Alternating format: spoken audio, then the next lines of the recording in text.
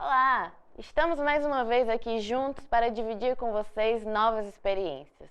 Esse é o nosso terceiro episódio da nossa temporada, onde estamos abordando os assuntos psicológicos, assuntos sobre o mercado de trabalho, sobre educação e saúde e sobre influência da internet. Para isso, estarão conosco vários profissionais de diversas áreas, como médicos, educadores, psicólogos. Que bom poder contar com você. Está começando mais um Ligados na Palavra.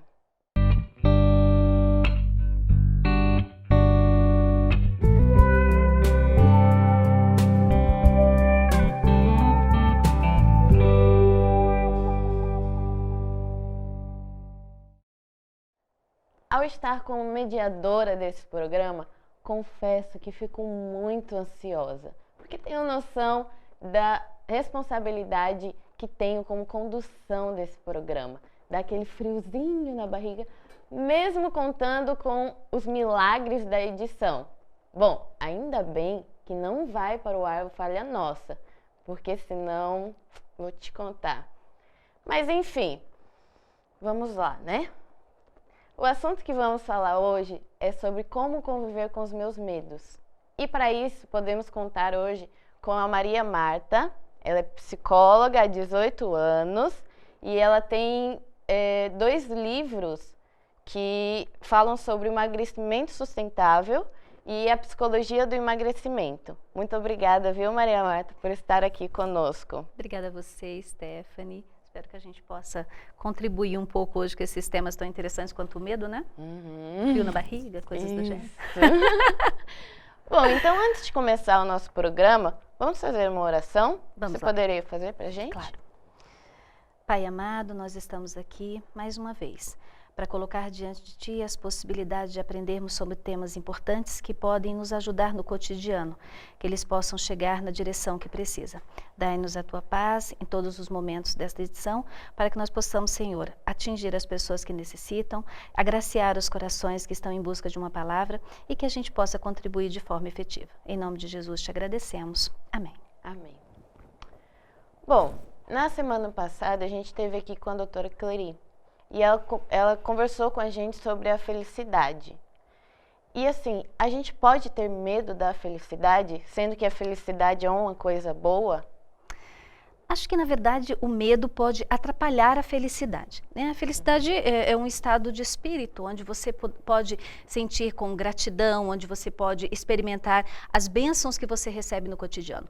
O medo, a função do medo é nos proteger, né? O medo existe como uma profilaxia, o medo existe para que a gente possa proteger a nossa vida, proteger os nossos entes queridos, fazer as coisas de uma maneira que a gente não se exponha a riscos desnecessários, mantenha a nossa vida, a nossa integridade física, emocional, espiritual.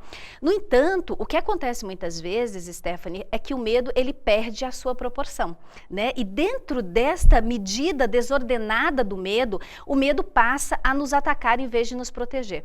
Sabe, tipo doença autoimune, né? Você tem os glóbulos brancos com o objetivo de proteger o teu sistema, te dar uma imunologia, proteção às doenças. Mas você pode multiplicar muito esses glóbulos e passar esses mesmos a atacar o teu próprio corpo. No medo é muito comum isso acontecer, né? Nós somos tomados pelo medo de forma a impedir que a gente faça determinadas coisas. O excesso de medo pode nos aprisionar muito, porque o medo você pode ou atacar e lutar, encarar, ou você pode se restringir, se paralisar e impedir de fazer movimentos que são importantíssimos para a vida. Então, infelizmente, quando o medo excede, em vez de proteger você, ele passa a proteger você da felicidade, ele passa a proteger você do bem-estar, ele passa a proteger você de um bom convívio, e daí nós vamos ter outros problemas em relação ao medo, como as patologias, como as disfunções, os transtornos relacionados à ansiedade, às fobias, né, que são fatores que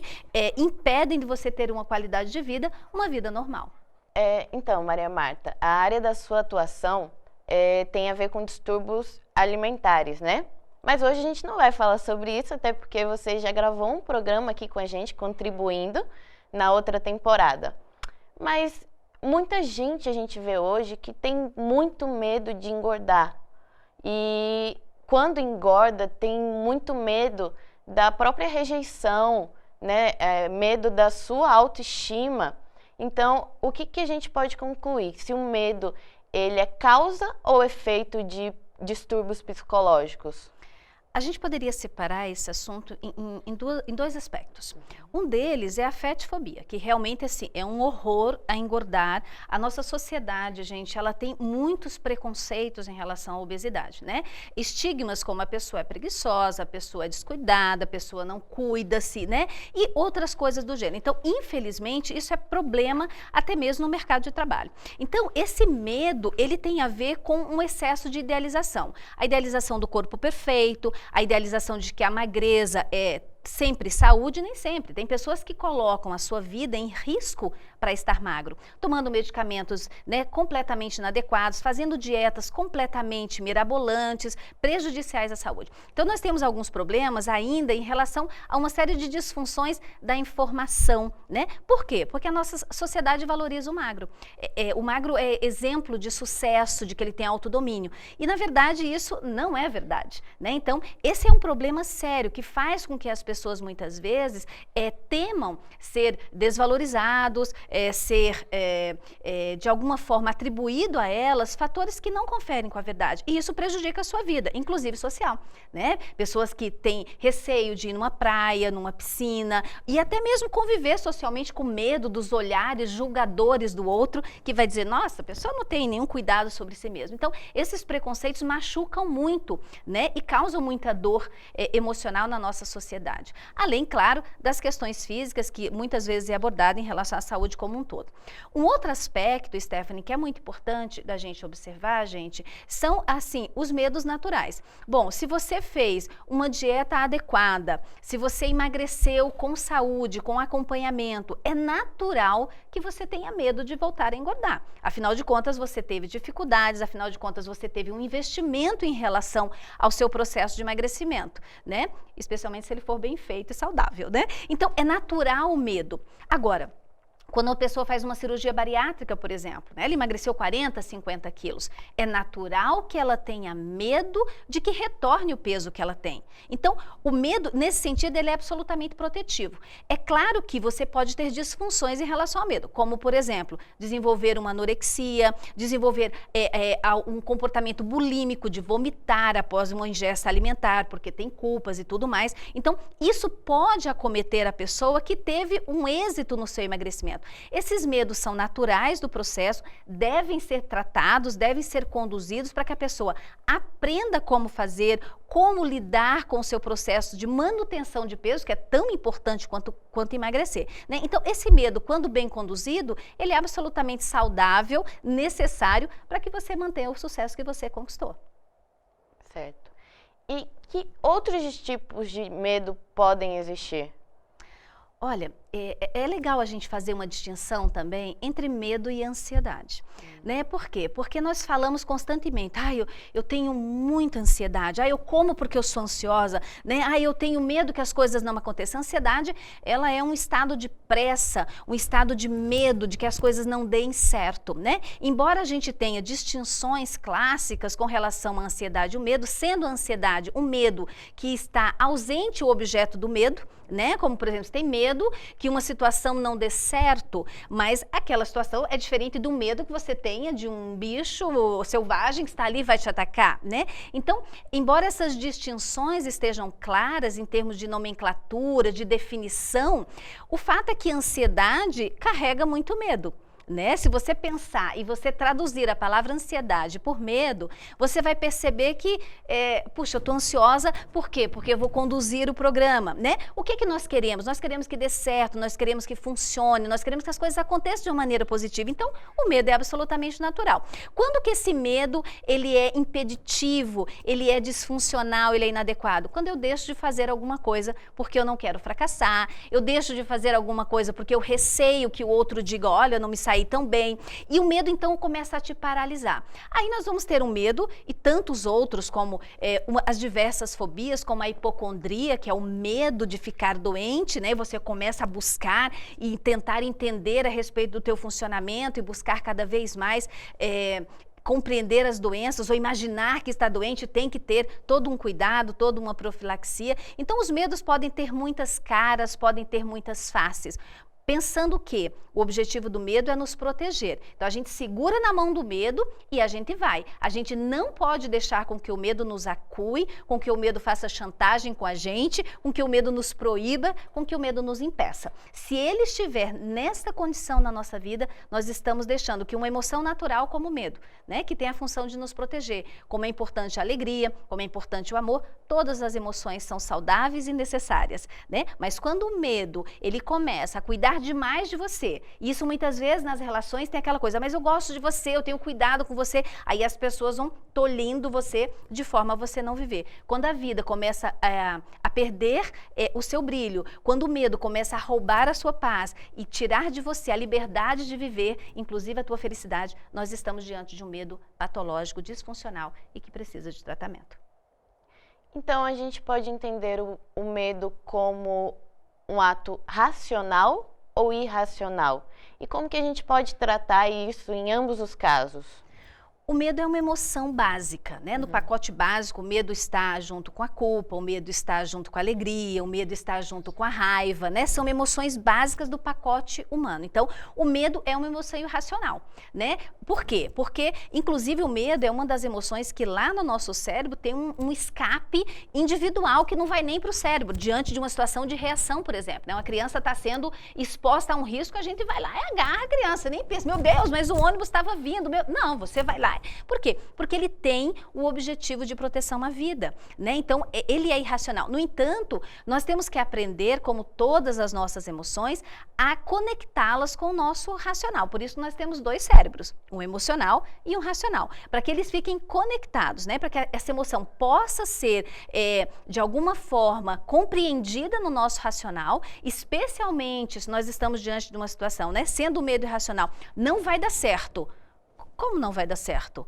O que impediria de dar certo? Então, nós temos que conversar com o nosso medo de forma a dizer, olha, você faz parte do caminho, mas não é você que vai dizer o que eu faço sempre, né? Porque senão o medo pode proteger tanto você que impede você de viver. Então, essa irracionalidade do medo carece do nosso racional para que a gente esteja dialogando, esclarecendo, racionalizando e dizendo não. Essa é uma condição necessária, você precisa ir sim, vai com frio na barriga mesmo, vai com medo mesmo, mas vai, partiu com medo mesmo.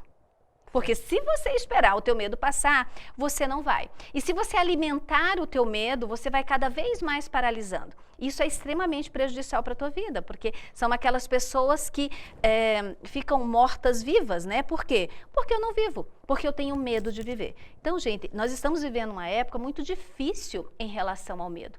A violência, as múltiplas exigências no mercado de trabalho, a necessidade gritante de fazer sucesso em tudo, de ter êxito em tudo. Então, essas cobranças sociais que são muito fortes, elas muitas vezes despertam o nosso medo. O medo do fracasso, o medo de que não dê certo, o medo de decepcionar, o medo de ser rejeitado, você não é bom o suficiente, e isso é um sofrimento para muita gente, que inclusive pode nos levar a comportamentos depressivos. Por quê? Porque eu me sinto incapaz, né, de gerenciar, de conduzir, de experimentar a minha própria vida, né? Deus nos capacita, nos dá os recursos, mas nós temos que utilizá-los com medo mesmo, porque essa história, não sinta medo, isso não é possível, porque o medo faz parte. Vá com o medo, supere o medo, minimize o medo, aprenda a conviver com ele, mas não deixe que ele tome conta de você.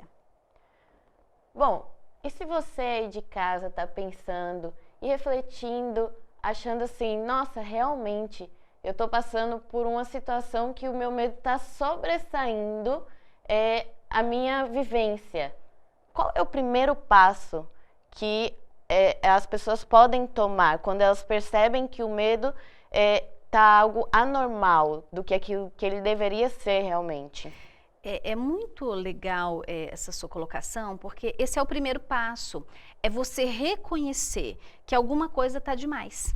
né? Porque dentro dessa harmonia da vida, se aquilo excede muito, é como nos exames físicos, né? Se você vai fazer um exame de colesterol, né, de cortisol, quer dizer, existem níveis indicados. Se você ultrapassa muito esses níveis, você começa a ter malefícios no teu organismo, né? Então, se uma pessoa está num grau de insegurança muito grande, nós temos um problema social importantíssimo relacionado à educação, né? Por quê? Porque nós temos, nessa cultura no momento, uma excessiva preocupação dos pais. Então, a criança é super protegida, tadinha dela, ela não pode sofrer nenhum tipo de frustração, ela tem que ter tudo que ela precisa, ela não pode. Então, esse excesso de proteção faz com que você dessensibilize essa criança em relação a você, inclusive, lidar com os medos. Né? Se a criança cai, ai, coitadinha, como é que você vai ensinar com que ela esteja protegida, o ambiente esteja favorável? Essa criança tem que se experimentar. Então, quando você tem uma pessoa com grau de insegurança, Stephanie, muito grande, a pessoa tem insegurança de sair, a pessoa tem insegurança de fazer um curso, de se expor numa situação, porque ela está sempre com medo do seu desempenho. Alguma coisa está errada. Então, a percepção de que você está com medo demais já é um bom começo. Né? Então, você pode conversar com seu pai, com a sua mãe, com um amigo, dizer, olha, eu não estou muito legal. Escute um pouco as pessoas. Às vezes, um amigo mesmo diz para assim, nossa, mas você não foi por quê? Né? Era uma oportunidade tão bacana, por que você não foi? Ai, fiquei insegura, não sei, fiquei com medo de não dar conta. Se você anda com medo de não dar conta da tua vida, se você acredita que você não tem potencial para enfrentar os teus próprios medos, então você precisa de ajuda. Porque isso pode estar marcando uma autoestima muito baixa, um sentimento de competência, de valor próprio muito escasso. Então você precisa se fortalecer, você precisa entender que não importa o tamanho do seu medo, você sempre vai ser maior do que ele. E a partir do momento que eu entendi que esse medo meu está sobressaindo qualquer coisa, qual o primeiro passo que eu devo tomar? Para onde que eu devo ir? Quem eu devo procurar? Se você já conversou com essas pessoas, um amigo, né? Você já tomou como para si mesmo a responsabilidade de confronto, porque, gente, o medo precisa ser confrontado. É uma disputa. Se você cede, o medo ganha, né? Se você enfrenta, o medo cede. Então, você tem que ir na luta, né? Quer dizer assim, porque se você deixar que o medo ganhe sempre, você vai adoecer. Né? Então, se você já tentou, se você já reconheceu, se você já leu, se você já buscou e não conseguiu, procure ajuda profissional, né? Às vezes você precisa de um suporte psicoterápico para poder encontrar o teu potencial, para você achar a tua força, né? A Bíblia já diz isso, na fragilidade está a tua força. Quando você reconhece que você é frágil, é porque você pode fortalecer a sua musculatura, você pode se desenvolver. Então, o combate é muito importante, né? E dentro desse acompanhamento, muitas e muitas vezes você vai identificar, às vezes, uma patologia, uma disfunção, uma doença que pode ser tratada, né, com acompanhamento psiquiátrico, pode ser uma depressão, pode ser, né, algum fator que esteja impedindo essa pessoa de ter a sua autoconfiança, né, porque quando você confia em si mesmo, né, você consegue experimentar a tua própria vida e combater os teus medos, né? Então, se a gente tem fé na gente, fé em Deus e fé na vida, você não pode deixar que o medo tome conta de você. Agora, se a fé na vida, a fé em você e a fé em Deus está fraca, aí a gente tem que fortalecer isso, porque senão ninguém merece. Fica difícil. É verdade. Bom, o nosso tempo está acabando. Mais uma vez, nós agradecemos a Maria Marta, que aceitou tão gentilmente o nosso convite. Muito obrigada, Maria Marta. Eu que agradeço a oportunidade, espero que a gente possa refletir sobre isso. Bom, e você achou interessante o assunto? Saiba que toda sexta-feira estaremos aqui e compartilhe, acesse os nossos links, mande para seus amigos, familiares, assim você ajuda o nosso trabalho também. Esperamos por você na próxima semana. E o assunto da próxima semana será Separei, e agora? Contaremos mais uma vez com a Maria Marta e você daí, nós daqui, ligados na palavra. Tchau, tchau.